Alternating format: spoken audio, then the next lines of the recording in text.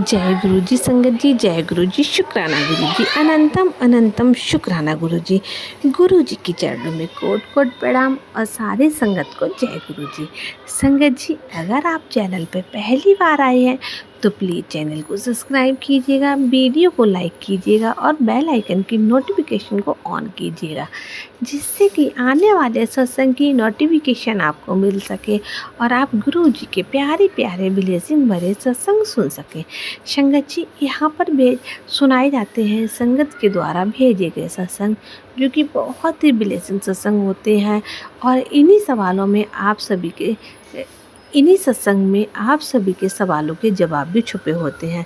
तो संगत जी, आपसे बस यही रिक्वेस्ट है, आप सत्संग को पूरा सुने, पूरी श्रद्धा के साथ सुने, पूरी भक्ति भाव के साथ सुने, क्योंकि गुरु जी कहते हैं जो हमारा सत्संग सुनता है उसका मैं कल्याण करता हूँ।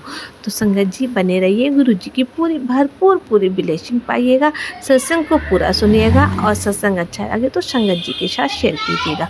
ओम नमः शिवाय, शिव जी सदा सहाय, ओम नमः शिवाय, गुरु जी सदा सहाय। तो संगत जी, सुनिए आंटी जी का सत्संग आंटी जी की आवाज़ में। जय गुरु जी, शुक्राना गुरु जी, अनंतम अनंतम शुक्राना मेरे गुरु महाराज। मैं गुरु जी की बेटी, गुरु जी का सत्संग, गुरु जी के मंत्र जाप से शुरू करना चाहूँगी। ओम नमः शिवाय, शिव जी सदा सहाय, ओम नमः शिवाय, गुरु जी सदा सहाय, ओम नमः शिवाय, शिव जी सदा सहाय, ओम नमः शिवाय, गुरु जी सदा सहाय। संगत जी, मैं अपना शुक्राना सत्संग गुरु जी के सत्संग चैनल पे शेयर कर रही हूँ और बहुत बहुत थैंक्स करना चाहूँगी उनका, जो मेरे सत्संग को अपलोड करके बाकी संगत परिवार तक पहुँचाएंगी। संगत जी, गुरु जी कहते हैं शुरू से शुरुआत करो। तो 2007 31 मई, जिस दिन गुरु जी ने अपना फिज़िकल चोला छोड़ा था, उस दिन गुरु जी ने मेरी मम्मा को रात को ड्रीम दर्शन दिए थे। मेरी मम्मा को गुरु जी के बारे में कुछ नहीं पता था। अगले दिन हमारे घर पंजाब केसरी न्यूज़पेपर आता था, वो जलंधर से आता था। वैसे तो गुरु जी के बारे में कभी न्यूज़पेपर मैगज़ीन्स में कभी नहीं आया, लेकिन उस दिन उस न्यूज़पेपर में ये आया था कि गुरु जी ने अपना फ़िज़िकल चोला छोड़ दिया है। और अगले दिन मेरी मासी, जो मेरा पता करने आई हुई थी, मेरे को ब्रोंकाइटिस की प्रॉब्लम थी और मेरी मम्मा को नींद की प्रॉब्लम थी। वो बहुत सारी टैबलेट्स लेती थी, दिन की 8-8 10-10 टैबलेट्स लेती थी। अब मम्मा ने मासी को बताया कि ये गुरुजी तो रात को मेरे ड्रीम में आए थे, लेकिन मेरे से कोई बात नहीं हुई। बट मेरी वो ब्रोंकाइटिस की प्रॉब्लम ठीक हुई, मम्मा की नींद की प्रॉब्लम ठीक हुई। उसके बाद मेरी शादी थी उस साल में और हमारी लव मैरिज थी। घर वाले थोड़े से अगेंस्ट थे, बट मैं शिवजी के सामने बैठी और जब मैंने उनसे बोला तो मेरे को ऐसा दिखा कि शिवजी और पार्वती माँ ने मुझे आशीर्वाद दिया है, हम दोनों को। और उसके बाद हमारी आराम से शादी हो गई, सब कुछ एक्सेप्ट हो गया। फिर मेरे को बेबी कंसीव नहीं हो रहा था और 1 साल मैं डिप्रेशन में थी, एक मिसकैरेज भी हुआ था। बहुत मुश्किल टाइम था वो मेरे लिए, बट गुरुजी ने उससे भी मेरे को निकाला और मेरे को एक बहुत प्यारी बेटी ब्लेस की। जब डिलीवरी हो रही थी तो मेरी बेटी की हार्ट रेट बहुत लो चली गई थी, डॉक्टर्स पैनिक मोड में आ गए थे, बट गुरुजी की कृपा से सब ठीक ठाक हो गया। उसके बाद गुरुजी ने मेरे पापा का एक एक्सीडेंट हुआ था, जिसमें मेरे पापा गाड़ी ड्राइव करके आ रहे थे। उनकी गाड़ी गिरती बहुत तेज़ पलटी और बिल्कुल टोटल हो गई थी, लेकिन जब लोगों ने उनको बाहर निकाला तो उनको खरोच भी नहीं आई थी, थोड़ी बहुत ऐसे थी। तो सब यही बोल रहे थे कि इस जगह पे पहले बहुत एक्सीडेंट्स हुए हैं, लेकिन आप बहुत लकी हो, आप पे बहुत कृपा है। हमें नहीं पता था उस टाइम वो कृपा गुरुजी की ही बरस रही थी कि उन्होंने उनको बचाया। उसके बाद 2019 में मेरी मम्मा साईं मंदिर जाती थी और साईं मंदिर में गुरुजी का बहुत बड़ा स्वरूप लगा था। उस टाइम मम्मा भूल चुकी थी कि उनको ड्रीम दर्शन हुए थे। मम्मा ने अपनी फ्रेंड से पूछा कि ये कौन है, उन्होंने बताया कि ये छतरपुर वाले गुरुजी हैं। उसके बाद 2020 आया और मेरे पापा को कोविड हुआ।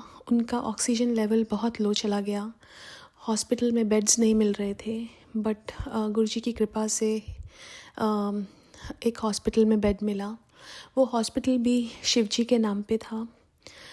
मेरे पापा 10 दिन तक आईसीयू में रहे। 11th day he came back in the general ward.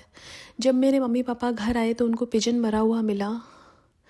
उनको उस टाइम नहीं पता था कि ये गुरुजी की कृपा है, बट अब अगर पीछे देखो तो समझ आता है कि हर चीज़ ही गुरुजी की कृपा थी। फिर 2023 में मेरे भाई ने मेरी मम्मा को इंस्टाग्राम अकाउंट बना के दिया। मम्मा हम बच्चों को लेके बहुत परेशान थी। मम्मा को गुरुजी के मैसेजेस आने लगे कि अपनी बच्चों की टेंशन मत ले, बड़ा मंदिर तेरा मायका है, ऐसे करके। और मम्मा बड़े मंदिर गई 2024 में 22 जनवरी को। उस दिन मम्मा ने मुझे गुरुजी के बारे में बताया। उस दिन से मेरे को ऐसा लगा ही नहीं कि मेरे गुरुजी मेरे शिवजी नहीं हैं। मैं बचपन से ही शिवजी को मानती थी और मुझे कोई डिफरेंस लगा ही नहीं। मैंने सत्संग सुनने शुरू किए, मुझे सत्संग में आंसर्स मिलने शुरू हुए। मैं यूएस में रहती हूँ, मुझे नहीं पता था कि यहाँ सत्संग होते हैं कि नहीं होते हैं। मैंने गुरुजी के से मन में अरदास की, ऐसी अरदास भी नहीं, एक ख्वाहिश थी कि मैं सत्संग पे जा पाऊँ। अचानक से मेरी एक फ्रेंड का मैसेज आया कि हम लंच पे चलते हैं। मैंने बोला मैं बहुत बिज़ी हूँ। उसने कहा नहीं तू आ जा। उसने 2 और फ्रेंड्स को भी बुलाया था। जो एक और फ्रेंड को बुलाया था वो मेरी फ्रेंड है और मैं उसके घर बहुत बार गई हूँ, लेकिन मैंने कभी ऐसे गुरुजी की गद्दी नहीं देखी या गुरुजी ने दिखा ही नहीं मेरे को। और उस दिन उसने अपना फ़ोन रखा, उस पर गुरुजी का स्वरूप था। मैंने उससे पूछा कि तुम गुरुजी को मानते हो? उसने कहा कि हाँ। मैंने उससे पूछा कि तुम्हारे यहाँ सत्संग होते हैं? उसने कहा हाँ। तो मैंने कहा कि क्या मैं आ सकती हूँ? उसने कहा जो नेक्स्ट 2 सत्संग हैं वो दूर हैं, 3rd सत्संग में आना।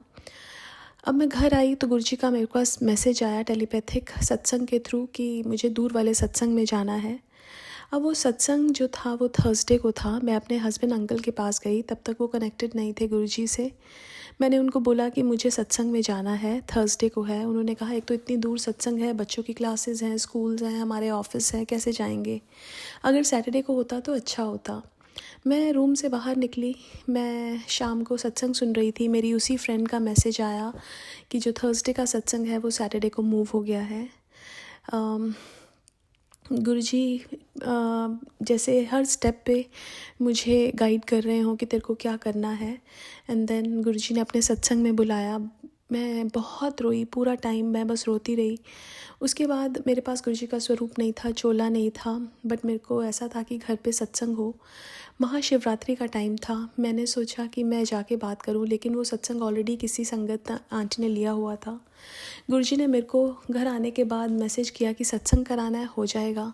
गुरुजी ने मेरे को सत्संग सुनवा के मुझे डेट दी 2 दिन पहले की, बट मेरे पास ना चोला था ना स्वरूप था। संगत परिवार ने मेरे को बोला कि आप हमारा यूज़ कर लो। मैंने कहा नहीं, गुरुजी तो खुद ही आएंगे।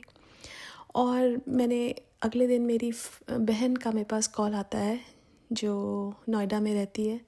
उसने बोला कि मैं तेरे को भेज दूँगी। उसने स्वरूप और चोला फेडेक्स करवाया। सत्संग थर्सडे को था, वो फेडेक्स थर्सडे को ही दिखा रहा था। मैंने गुरुजी को बोला अब आप गुरुजी खुद ही आओगे, आपको पता है सब कुछ। और गुरुजी हर पल सुनते हैं, हमारी बिन बोले भी सब कुछ सुनते हैं। वो जो डिलीवरी थर्सडे की थी वो वेंसडे की हुई। बहुत प्यारा दरबार गुरुजी ने सजाया, इतना प्यारा सत्संग हुआ। जब वो सत्संग था गुरुजी ने मेरे दिमाग में डाला कि अपनी नेबर को भी भेज इनविटेशन। और वो साउथ से हैं, मुझे था कि पता नहीं वो आएंगी नहीं आएंगी, उनको समझ आएगा कि नहीं। बट गुरुजी ने तो ब्लेसिंग्स देनी है ना सबको, वो तो सिर्फ ब्लेस ही करते हैं सबको। मैंने उनको इनविटेशन दिया, उनको बताया कि आपने पूरा लंगर प्रसाद खाना है। उन्होंने कहा कि उनको कोई डिज़ीज़ डिटेक्ट हुई थी, तो वो बोली कि मैं खा नहीं सकती हूँ। उनका वेट 10 kg लूज़ हो गया। और वो आके उनको बहुत रोना आया कि ऐसे कैसे मेरे को बुला लिया यहाँ पे। बट गुरुजी तो जानी जान है, उनको तो सब पता है। उन्होंने मेरे को बोला कि आप मेरे को छोटी थाली देना, बिकॉज़ मैं डाइजेस्ट नहीं कर पाती। मैं उनकी थाली बना रही थी, लेकिन मेरे से पहले ही किसी ने उनको बहुत बड़ी थाली दे दी और उनको 2 घंटे लगे खाने में। उसके बाद वो घर गई तो वो गुरुजी के भजन सुनते सुनते ही रोते रोते सो गई। लेकिन उनको वॉमिटिंग नहीं आई, जो हर रोज़ उनको आ रही थी इतना लंगर खाने के बाद भी, बिकॉज़ वो गुरुजी की मेडिसिन थी और ब्लेसिंग्स थी। जो उन्होंने वेट लूज़ किया था वो उन्होंने गेन किया वापस। फिर उनके डॉक्टर भी चेंज हुई हैं और गुरुजी की ब्लेसिंग से सब ठीक होगा और मुझे पूर्ण विश्वास है गुरुजी उनको बिल्कुल ठीक करेंगे। पहले वो कहती थी कि मैं जाती थी सत्संग पे तो मांगती थी, अब उन्होंने मांगना छोड़ दिया है और गुरुजी कहते थे कि मांगो नहीं मानो, बिकॉज़ हमें नहीं पता कि हमारे लिए क्या ठीक है क्या गलत है, और गुरुजी के टाइमिंग्स होते हैं, जब गुरुजी देते हैं वो बेस्ट होता है। और ऐसे ही जर्नी चलती रही, हर रोज़ सत्संग होने लगे, सत्संग मेरी लाइफ ही सत्संग बन गई। गुरुजी ने बहुत बार एक्सीडेंट से बचाया। एक बार मैं अपनी डॉटर के साथ गाड़ी में थी और मेरी आगे वाली गाड़ी ने एकदम ब्रेक मारी और मेरी गाड़ी की ब्रेक अपने आप लगी, मैंने तो नहीं मारी, तो वो गुरुजी ने ही हमें सेव किया उस एक्सीडेंट से। और जब वो ब्रेक लगी तो मुझे इतना डर लगा कि क्या हो जाता अभी, बट शुक्राना टू गुरुजी। ऐसे ही एक बार मेरी गाड़ी के टायर का प्रेशर लो था, मैंने अपने हस्बैंड अंकल को बोला कि आप इसको एयर प्रेशर ठीक कर दो, उन्होंने कहा कि तुम अपना काम कर रहा हो, मैं करता हूँ फिर आके। मैं मेन रोड पे थी और एक बटरफ्लाई मेरी गाड़ी के ऊपर से आई और जब मैं टर्न ले रही थी तो उसमें थोड़ी सी गाड़ी स्किड की, तो मुझे पता था कि कुछ बड़ा होना था, लेकिन गुरुजी ने ब्लेसिंग्स दे के सब ठीक कर दिया। तो बहुत बहुत बहुत शुक्राना मेरे गुरु महाराज। आज के लिए मैं अपने सत्संग को यहीं विराम देना चाहूँगी। मेरे पास बहुत सारे सत्संग हैं गुरुजी के, बहुत सारी ब्लेसिंग्स हैं और मैं ज़रूर शेयर करूँगी जब गुरुजी की इच्छा होगी। तो आज के लिए मैं अपने सत्संग को यहीं विराम देना चाहूँगी। ओम नमः शिवाय, शिवजी सदा सहाय। ओम नमः शिवाय, गुरुजी सदा सहाय। जय गुरुजी, शुक्राना गुरुजी। संगत जी, ये था आंटी जी का बहुत प्यारा सत्संग। ऐसे ही सत्संग सुनने के लिए गुरु जी के सत्संग चैनल को सब्सक्राइब करना बिल्कुल ना भूलें। मिलते हैं आपसे अगले सत्संग में, तब तक के लिए जय गुरु जी, शुक्राना गुरु जी।